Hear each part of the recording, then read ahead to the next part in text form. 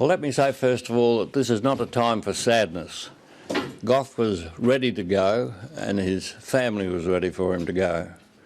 Rather, it's a remembrance of a great life. In my judgment, no star has shone brighter in the Australian political firmament over the years than the star of Gough Whitlam. He is most remembered in my mind for the breadth of his interest in the issues which were of real importance to creating a society in Australia of social justice and of creating a nation secure in a rapidly changing world.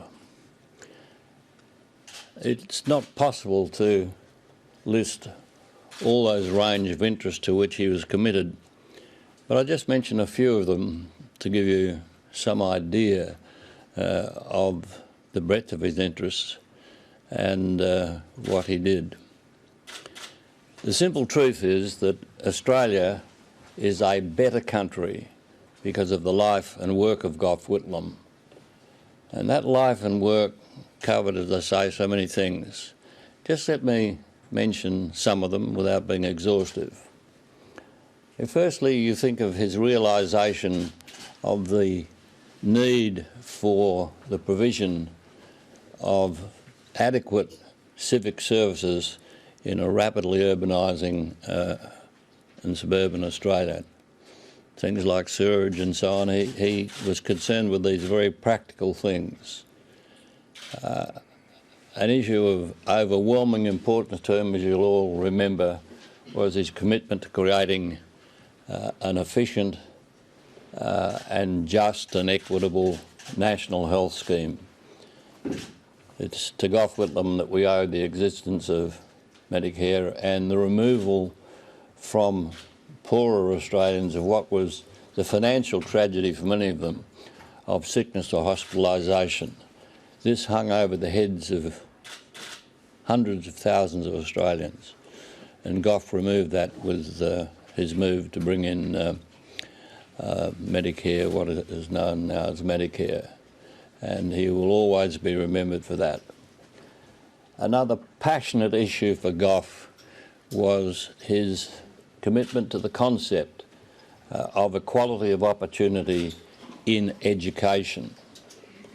And he was absolutely right in his conviction that the mark of a civilised society is one in which every child, irrespective of the size of the parent's wallet, has the opportunity to develop the intrinsic talents with which they are born.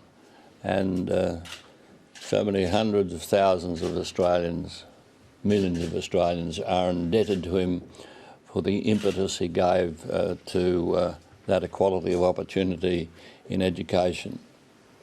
Those were some of the internal issues which were so important to him. But he was an international statesman as well, and he was one of the earliest Australian statesmen to recognise the changing significance of Asia in the post-Second War world. And in particular, of course, we all remember his commitment to recognising the increasing importance of China. As leader of the opposition, he went to China and incurred the ire of the then Prime Minister Billy McMahon, who virtually accused Gough Whitlam of being a traitor for going and visiting China.